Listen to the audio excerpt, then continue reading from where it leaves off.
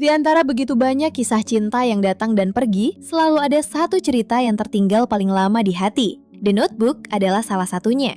Bukan hanya tentang dua orang yang saling jatuh cinta, tetapi tentang bagaimana sebuah perasaan bisa tetap hidup meski waktu terus berjalan, jarak terus memisahkan, dan keadaan perlahan mengubah segalanya. Ini adalah kisah tentang cinta yang tidak selalu mudah dimiliki, namun terlalu dalam untuk benar-benar dilupakan. Tentang dua hati yang pernah saling menemukan, lalu dipaksa berpisah oleh dunia yang tidak berpihak pada mereka. Dan kali ini, bersama Waktu Tidur, kita akan merekap sebuah film yang bukan cuma menyuguhkan romansa, tetapi juga meninggalkan luka, kenangan, dan harapan yang terus hidup sampai akhir, yaitu The Notebook.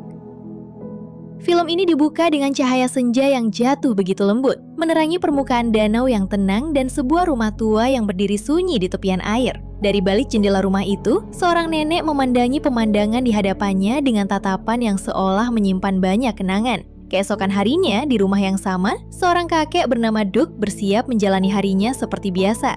Perlahan terungkap bahwa tempat itu adalah sebuah panti jompo. Lalu, seperti hari-hari sebelumnya, Doug datang menghampiri sang nenek yang masih termenung menatap danau. Bukan sekedar untuk menemaninya, melainkan untuk sekali lagi membacakan sebuah kisah cinta yang telah lama hidup di antara ingatan dan waktu. Kisah itu membawa kita kembali ke tanggal 6 Juni 1940 di sebuah kota kecil bernama Seabrook. Pada sebuah malam yang ramai di arena karnaval, seorang pemuda miskin bernama Noah Calhoun jatuh cinta pada pandangan pertama kepada Ellie Hamilton, gadis muda dari keluarga kaya yang tengah menikmati liburan musim panas bersama orang tuanya. Malam itu, Ellie sebenarnya datang bersama lelaki lain, tetapi hal itu sama sekali tidak membuat Noah mundur. Dengan keberanian yang nyaris nekat, ia menghampiri Ellie dan mengajaknya berdansa. Tentu saja Ellie menolaknya. Namun bagi Noah, penolakan itu bukanlah akhir. Karena sejak pertama kali melihat gadis itu, hatinya sudah memilih dan ia tidak ingin melepaskannya begitu saja. Noah sama sekali tidak berniat menyerah. Dengan nekat, ia memajat kincir ia tempat Ellie dan pria yang sedang bersamanya duduk. Karena beban yang berlebihan, petugas pun menghentikan putaran kincir itu. Dalam keadaan bergelantungan di atas, Noah malah mengancam akan menjatuhkan dirinya jika Ellie tetap menolak ajakan kencannya. Mau tak mau, Ellie akhirnya menerima, meski dengan rasa kesal dan kebingungan. Keesokan paginya, Noah benar-benar datang untuk menagih janji itu. Dengan penuh keyakinan, ia mengatakan bahwa sejak pertama kali melihat Ellie, ia sudah tergila-gila padanya. Noah bahkan berkata bahwa ia rela melakukan apa saja demi membuat Ellie mau membuka hatinya. Namun meski begitu, Ellie tetap berusaha menjaga jarak dan belum benar-benar luluh. Tak lama kemudian, teman Noah yang bernama Finn bersama pacarnya Sarah yang juga teman Ellie membantu mempertemukan mereka di sebuah bioskop. Seusai menonton, Noah mengajak Ellie pulang dengan berjalan kaki, alih-alih membiarkannya pulang dengan mobil. Di sepanjang perjalanan itu, percakapan di antara mereka mulai mengalir pelan. Ellie bercerita tentang kehidupannya yang selama ini seolah sudah ditentukan oleh kedua orang tuanya, mulai dari cara hidup sampai rencana kuliah di kampus favorit keluarga mereka. Noah yang melihat betapa hidup Ellie begitu teratur dan penuh batas, merasa gadis itu belum pernah benar-benar merasakan kebebasan. Karena itu, ia mengajak Ellie melakukan sesuatu yang sederhana, tapi terasa begitu asing baginya, yaitu berbaring di tengah jalan yang sepi sambil menatap lampu lalu lintas yang berganti warna. Awalnya Ellie menolak karena merasa itu berbahaya, tapi malam yang tenang dan kehadiran Noah perlahan membuatnya berani mencoba. Di momen itulah, Ellie mulai membuka sedikit demi sedikit sisi dirinya yang selama ini tersembunyi. Ia mengaku bahwa sebenarnya ia sangat menyukai melukis, sesuatu yang jarang benar-benar bisa ia kejar, karena hidupnya selalu diarahkan oleh kehendak orang lain. Malam itu, di tengah tawa kecil dan langkah yang kian ringan, Noah kembali mengajak Ellie menari. Dan tanpa disadari, Ellie benar-benar menikmati malam itu. Untuk pertama kalinya, ia merasakan kebebasan yang begitu tulus, seolah hidup akhirnya menjadi miliknya sendiri. Sejak malam itu, kedekatan mereka tumbuh semakin dalam. Hari demi hari mereka habiskan bersama. Dan tanpa sadar, benih-benih cinta perlahan berubah menjadi perasaan yang begitu kuat. Hingga pada suatu malam, Ellie datang berkunjung ke rumah Noah. Ayah Noah, Frank, menyambutnya dengan hangat dan sederhana. Sesuatu yang terasa begitu berbeda dari dunia yang selama ini dikenal Ellie. Ia datang sambil membawa lukisan buatannya, dan Frank menerimanya dengan senang hati, lalu mengajaknya makan malam bersama. Di rumah kecil itu, Ellie bisa tertawa lepas tanpa beban. Di sanalah perbedaan dunia mereka justru terasa semakin nyata. Noah, pria desa yang hidup serba sederhana, dan Ellie, gadis kota yang terbiasa dengan kemewahan. Namun alih-alih menjauhkan mereka, perbedaan itu justru membuat keduanya semakin saling mengenal dan saling mencintai. Ellie pun mulai akrab dengan keluarga Noah, teman-temannya, juga kehidupan sederhana yang selama ini tak pernah ia bayangkan. Mereka juga sering menghabiskan waktu bersama Finn dan Sarah, menikmati masa muda yang terasa ringan dan indah. Meski begitu, hubungan Noah dan Ellie tidak selalu berjalan mulus. Mereka kerap bertengkar, saling keras kepala, dan berbeda pendapat dalam banyak hal. Namun di balik semua itu, ada satu hal yang tak pernah berubah. Mereka sama-sama mencintai dengan sepenuh hati. Hubungan mereka akhirnya diketahui oleh ayah Ellie, John Hamilton. Noah bahkan diminta datang ke pesta keluarga yang akan diadakan pada hari Minggu. Di sana, Noah dengan jujur menceritakan bahwa ia bekerja bersama Finn di tempat penjualan kayu dengan upah yang kecil per jam. Meski penghasilannya tak besar, Noah tetap menjalani hidupnya dengan ikhlas dan penuh semangat. Namun kejujuran itu justru membuat wajah keluarga Ellie berubah. Ibunya Anne dengan halus namun jelas menunjukkan bahwa musim panas akan segera berakhir dan Ellie pun akan melanjutkan kuliah di Sarah Lawrence, New York. Seolah-olah sejak awal dunia mereka memang tidak pernah ditakdirkan untuk benar-benar menyatu. Malam harinya Noah mengajak Ellie ke sebuah rumah kosong di pinggir danau, rumah tua yang sudah lama ia impikan untuk direnovasi suatu hari nanti. Di tempat sunyi itulah, Noah mulai menunjukkan mimpinya tentang kehidupan sederhana yang ingin ia bangun dan tentang harapan yang diam-diam selalu menempatkan Ellie di dalamnya. Di rumah tua yang menghadap ke danau itu, Noah mulai bercerita tentang mimpinya. Ia berkata bahwa suatu hari nanti, ia akan membeli rumah itu dan merenovasinya menjadi rumah yang indah. Persis seperti yang Ellie inginkan. Rumah itu akan dicat putih dengan jendela-jendela biru yang menghadap langsung ke arah danau, serta halaman luas yang dipenuhi cahaya dan angin sore. Dan tanpa ragu, Noah berjanji bahwa suatu hari nanti, semua keinginan Ellie itu akan ia wujudkan. Malam itu di tengah sunyi rumah tua yang dipenuhi harapan, keduanya larut dalam perasaan yang semakin sulit dibendung. Mereka hampir melangkah lebih jauh, tetapi karena Ellie belum benar-benar siap, mereka pun menghentikannya. Namun sebelum malam itu sempat menjadi lebih tenang, Finn tiba-tiba datang dan memberitahu bahwa orang tua Ellie telah mengerahkan polisi untuk mencarinya. Sesampainya di rumah, Ellie langsung dimarahi dengan keras karena belum pulang hingga pukul 2 dini hari. Ibunya Anne memintanya untuk berhenti menemui Noah. Perdebatan pun memanas hingga Anne dengan nada merendahkan menyebut Noah sebagai pria yang tidak pantas bagi Ellie. Noah yang mendengar semua itu memilih pergi. Bukan karena ia tidak peduli, tetapi karena ia terlalu mencintai Ellie untuk terus berdiri di tempat di mana dirinya dianggap tidak berarti.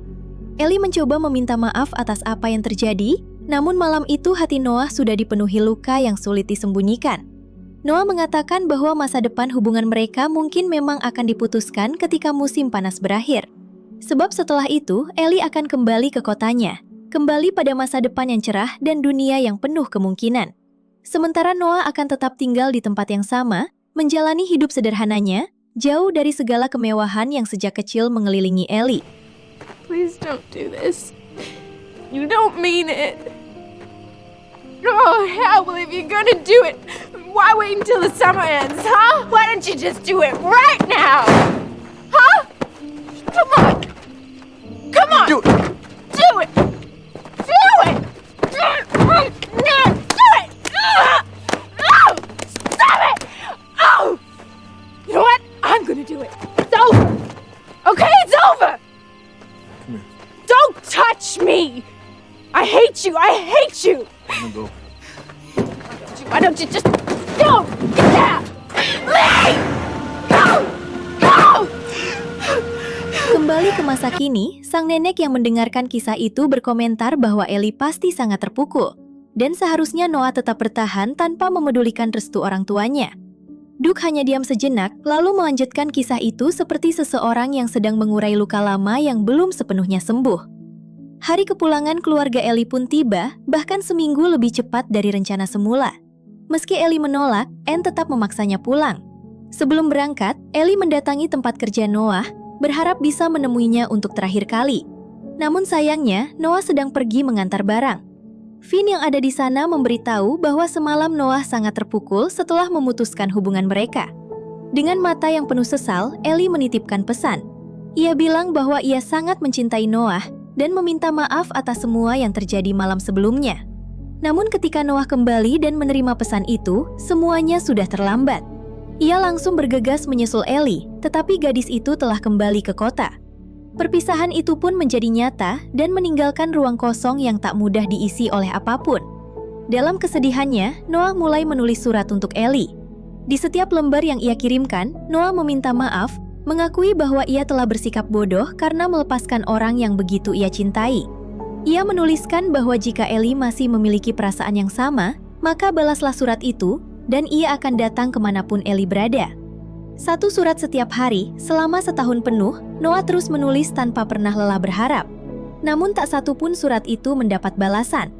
Hingga akhirnya, setelah harapan yang terus menipis, Noah menulis surat terakhir, surat perpisahan, sebelum mencoba mengubur semuanya dan memulai hidup yang baru. Tak lama setelah itu, perang datang. Noah dan Finn pindah ke Atlanta, lalu mendaftarkan diri untuk ikut bertempur. Selama lebih dari 2 tahun, mereka dikirim ke Eropa, meninggalkan rumah, masa muda, dan cinta yang belum sempat selesai. Sementara itu, Ellie telah memasuki tahun ketiganya di bangku kuliah. Ia menjadi relawan perawat bagi para tentara yang terluka. Di sanalah ia bertemu dengan Lon Hammond, seorang pria tampan, cerdas, mapan, dan penuh pesona. Setelah sembuh, Lon mulai mendekati Ellie dan mengajaknya berkencan. Lambat laun, dalam waktu yang tidak terlalu lama, Ellie pun mulai jatuh hati. Lon adalah pria yang hampir sempurna di mata keluarganya. Ia berasal dari keluarga terpandang, memiliki masa depan cerah, dan mencintai Ellie dengan kesungguhan yang tak diragukan. Hubungan mereka pun berjalan serius, bahkan kedua orang tua Ellie memberikan restu sepenuhnya.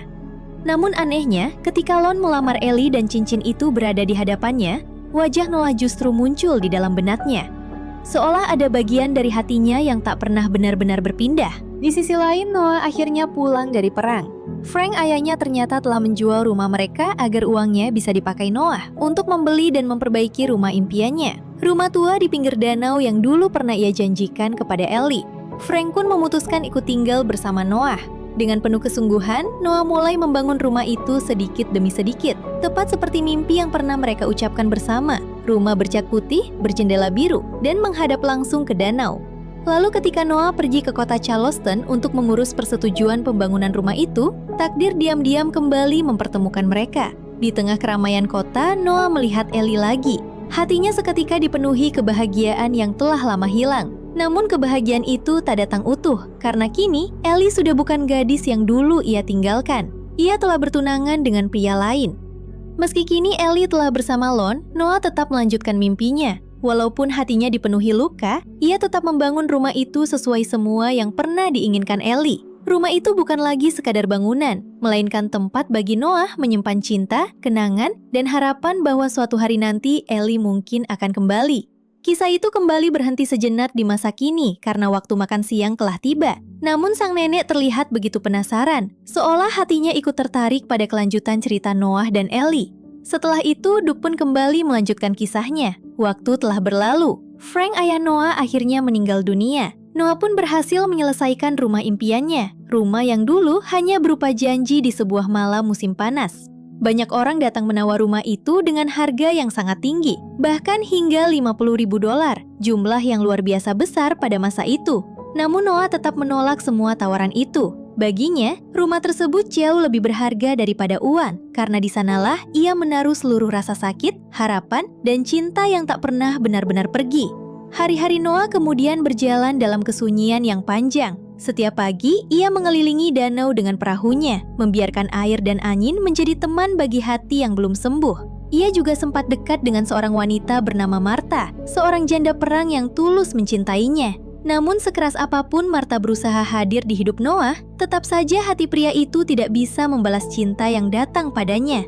Sebab jauh di dalam dirinya, ada satu nama yang belum pernah benar-benar pergi, Ellie. Di tempat lain, Ellie sedang menjalani kehidupannya yang tampak sempurna. Ia mencoba gaun pengantin, bersiap menjadi pusat perhatian dalam kehidupan sosial keluarganya, bahkan kabar pertunangannya dimuat di surat kabar. Namun semuanya berubah ketika matanya tertuju pada sebuah foto di koran itu. Di sana, ia melihat Noah berdiri di depan rumah yang dulu hanya menjadi mimpi mereka berdua. Perasaan yang lama terkubur itu tiba-tiba kembali hidup. Dengan hati yang gelisah, Ellie mendatangi Lon di kantornya. Di sana, dengan suara pelan dan wajah yang penuh kebimbangan, ia mengakui sesuatu yang sudah lama tak ia sadari. bahwa kini ia bahkan sudah tidak pernah melukis lagi. Padahal dulu melukis adalah bagian paling jujur dari dirinya. Seolah dalam menjalani hidup yang tampak sempurna, ia perlahan kehilangan sesuatu yang dulu paling ia cintai dari dirinya sendiri.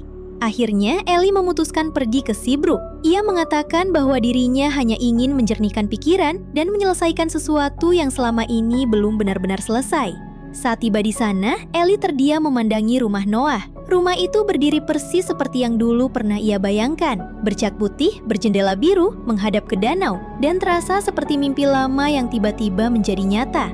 Noah yang melihat Ellie datang hanya bisa terdiam. Waktu seakan berhenti sesaat di antara mereka. Ellie mencoba memecah keheningan dengan suara canggung. Ia berkata bahwa dirinya hanya ingin mampir karena baru saja melihat foto Noah di koran. Namun karena Noah tetap diam, kecanggungan di antara mereka justru semakin terasa. Ellie pun buru-buru berpamitan dan hampir pergi, seolah pertemuan itu terlalu berat untuk dipahami hanya dalam beberapa detik. Kisah itu kembali terpotong di masa kini ketika dokter datang untuk memeriksa kondisi Duke. Sang nenek pun mulai merasa aneh, seolah ia pernah mendengar kisah itu sebelumnya. Dari percakapan dengan dokter, terungkap bahwa Duke telah 2 kali terkena serangan jantung. Dokter mengatakan bahwa usaha Duke untuk memulihkan ingatan sang nenek mungkin sia-sia, karena penyakit pikunya barangkali tak bisa disembuhkan. Namun Duke tetap yakin, di dalam hatinya ia percaya bahwa cinta masih mampu membawa pulang sesuatu yang nyaris hilang.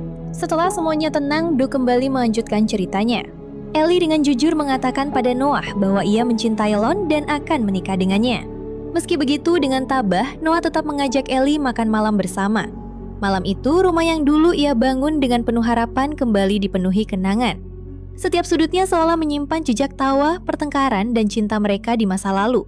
Dan di tengah semua itu, Duke yang bercerita seakan ikut bertanya dalam diam. Apakah 2 orang ini masih benar-benar saling mencintai? Atau hanya sedang terjebak dalam kenangan yang belum sempat mereka lepaskan? Saat Ellie hendak pulang, Noah memintanya datang lagi keesokan hari. Ia ingin menunjukkan sesuatu padanya. Sesuatu yang mungkin tak bisa dijelaskan hanya dengan kata-kata. Di masa kini, anak dan cucu Duke datang menjenguknya. Mereka pun berkenalan dengan sang nenek. Namun setelah nenek itu pergi, anak-anak Duke memintanya untuk pulang dan tinggal bersama mereka. Mereka merasa bahwa upaya untuk memulihkan ingatan ibu mereka adalah sesuatu yang mustahil. Mereka berjanji akan bergantian datang menjenguk, tetapi Duke menolak menyerah. Saat itulah perlahan terungkap bahwa nenek yang selama ini mendengarkan kisah itu adalah istri Duke sendiri. Dan Duke memilih tetap tinggal di sana, tetap berada di sisinya, karena ia percaya bahwa keajaiban bisa datang kapan saja. Sementara itu, Ellie menginap di satu-satunya hotel di Seabrook. Lon sangat mengkhawatirkan keadaannya. Namun Ellie hanya mengatakan bahwa ia masih mencintainya dan berjanji akan menelponnya keesokan hari. Meski kata-kata itu terucap, hatinya sendiri belum benar-benar tenang. Sebab jauh di dalam dirinya, ada sesuatu yang kembali terbangun. Sesuatu yang dulu ia kira telah lama selesai. Ellie akhirnya kembali mendatangi rumah Noah. Tanpa banyak kata, Noah mengajaknya berkeliling danau dengan perahu kecilnya. Di tengah permukaan air yang tenang di antara ribuan angsa putih yang berenang bebas, mereka memberi makan burung-burung itu sambil membiarkan waktu berjalan pelan, seolah dunia hanya menyisakan mereka berdua. Hingga akhirnya hujan turun membasahi langit, dan di momen itu, Ellie kembali merasakan sesuatu yang dulu pernah hilang dari hidupnya, kebebasan. Namun di tengah hujan dan emosi yang kembali hidup, Ellie akhirnya meluapkan semua yang selama ini ia pendam.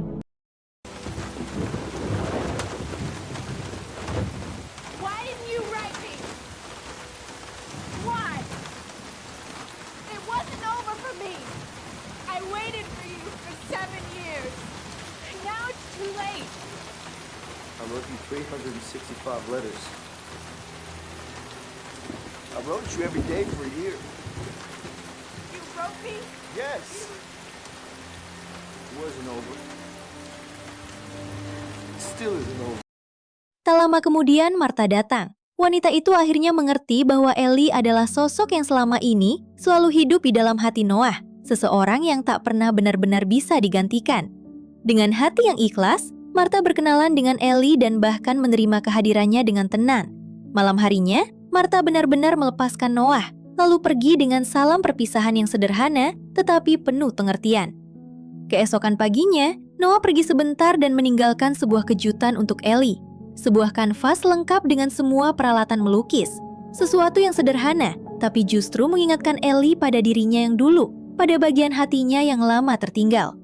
Dengan bebas, dalam suasana yang tenang dan jujur, Ellie mulai melukis lagi di balkon rumah itu, seolah sedang menemukan kembali dirinya sendiri. Namun ketenangan itu tak bertahan lama. Tak lama kemudian, Anne, ibu Ellie, datang. Ternyata Lon sudah mengetahui bahwa Ellie pergi menemui Noah. Dalam pertemuan itu, Anne akhirnya mengakui kebenaran yang selama ini ia sembunyikan. Dulu, semua surat Noah memang sampai, tetapi sengaja ia simpan agar Ellie tidak pernah membacanya. Selama ini Ellie mengira Noah telah melupakannya, padahal kenyataannya justru sebaliknya. Ia pernah menangis berbulan-bulan, hancur karena merasa ditinggalkan, tanpa tahu bahwa cinta itu sebenarnya tetap mengetuk pintunya setiap hari, hanya saja tak pernah dibiarkan masuk.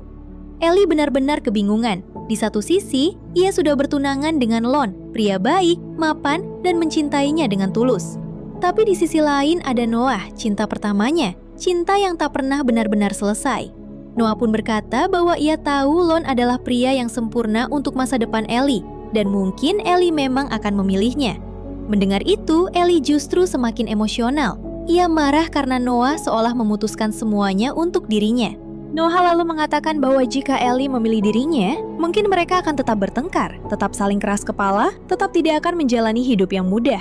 Tapi Noah tidak peduli tentang semua itu. Yang ia inginkan hanyalah Ellie memilih apa yang benar-benar diinginkan oleh hatinya. Noah meminta Ellie membayangkan hidupnya 30 atau 40 tahun ke depan dan bertanya pada dirinya sendiri, siapa yang benar-benar ingin ia miliki saat semua keindahan masa muda sudah lewat. Noah pun mempersilahkannya pergi. Ia tidak ingin Ellie memilih karena kasihan, karena kenangan, atau karena rasa bersalah. Ia ingin Ellie memilih karena cinta.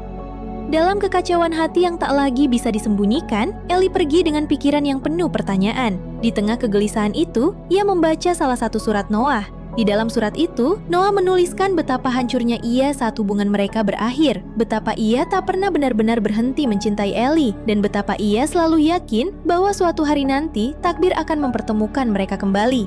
Kisah itu lalu kembali ke masa kini. Sang nenek tampak begitu sedih mendengar bagian itu, seolah hatinya mengenali luka yang diceritakan Duke. Untuk menenangkannya, Duke mengajaknya makan malam romantis dengan cahaya lilin, yang diam-diam telah disiapkan oleh para perawat. Sang nenek pun bertanya dengan penuh rasa ingin tahu, siapa yang akhirnya dipilih Ellie. Duke menjawab bahwa Lon akhirnya memahami segalanya. Ia tahu betapa sulitnya melupakan cinta pertama, dan ia tak ingin memaksa Ellie menikah dengannya jika hatinya masih terbagi. Lon mencintai Ellie, dan Ellie juga menyayanginya. Tetapi kadang cinta saja tidak cukup jika hati seseorang masih pulang ke tempat lain. Lalu Duke berkata pelan bahwa pada akhirnya mereka hidup bahagia selamanya.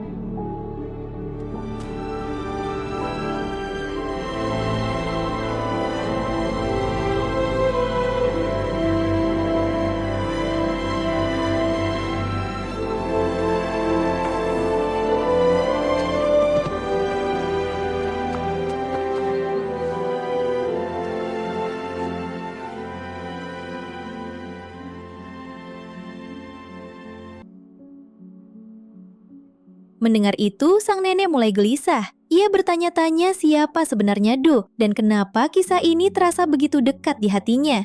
Hingga akhirnya, perlahan ingatannya kembali. Ia sadar bahwa kisah itu bukan sekadar cerita, itu adalah kisah hidup mereka berdua. Duke bukan orang lain, ia adalah Noah. Dan nama-nama dalam cerita itu sengaja disamarkan agar ingatan Ellie bisa kembali secara perlahan, alami tanpa paksaan. Mereka pun berpelukan, berciuman, dan berdansa pelan mengikuti lagu favorit mereka, seolah waktu kembali memutar langkahnya ke masa ketika cinta itu pertama kali tumbuh. Ellie juga kembali mengingat anak-anak mereka, kehidupan yang pernah mereka bangun bersama, dan semua kenangan yang sempat hilang ditelan penyakit. Namun kebahagiaan itu hanya datang sebentar. Di malam berikutnya, Noah duduk sendiri memandangi foto-foto lama mereka. Ia menatap setiap kenangan dengan mata yang basah oleh kelelahan dan cinta yang terlalu panjang untuk dijelaskan. Keesokan paginya, Noah mendadak jatuh pingsan. Di saat yang sama, Ellie merasa ada ruang kosong yang tiba-tiba terbuka di dalam hatinya, seolah ada sesuatu yang perlahan menjauh darinya. Malam harinya, meski tubuhnya sudah sangat lemah dan wajahnya pucat, Noah tetap memaksa ingin menemui Ellie. Awalnya para perawat melarangnya, tetapi akhirnya mereka membiarkan lelaki tua itu pergi menemui wanita yang sejak muda hingga tua tetap menjadi satu-satunya rumah bagi hatinya. Saat Noah datang, Ellie terbangun, dan untuk sesaat yang sangat singkat, ingatannya kembali lagi. Ellie menatap Noah dan bertanya, apakah cinta akan selalu membuat mereka tetap bersama? Noah menjawab dengan lembut bahwa cinta mereka bisa melakukan apapun yang mereka inginkan. Ia lalu berjanji bahwa ia akan tetap bersama Ellie, bahkan jika suatu hari nanti Ellie benar-benar melupakan segalanya lagi. Karena bagi Noah, mencintai Ellie bukan tentang diingat atau tidak, melainkan tentang tetap tinggal, tetap setia sampai akhir. Malam itu, Noah pun berbaring di samping Ellie. Ia menggenggam tangan wanita yang dicintainya sepanjang hidupnya, lalu memejamkan mata di sisi orang yang tak pernah berhenti ia pilih. Dan keesokan paginya, para perawat menemukan Noah dan Ellie telah meninggal dunia. Keduanya pergi dalam keheningan yang indah, masih dengan tangan yang saling menggenggam. Seolah bahkan maut pun tak sanggup memisahkan cinta yang selama ini terus mereka perjuangkan. Dan itulah kisah The Notebook, sebuah cerita tentang cinta yang tetap hidup meski waktu berlalu, keadaan berubah, dan ingatan perlahan menghilang. Bukan cuma kisah romantis biasa, tapi juga kisah tentang dua hati yang terus saling memilih sampai akhir. Kalau kalian suka dengan cerita seperti ini, jangan lupa tunggu waktu tidur di video berikutnya. Dan coba tulis di kolom komentar film atau kisah apa lagi yang ingin kalian dengar di rekap selanjutnya.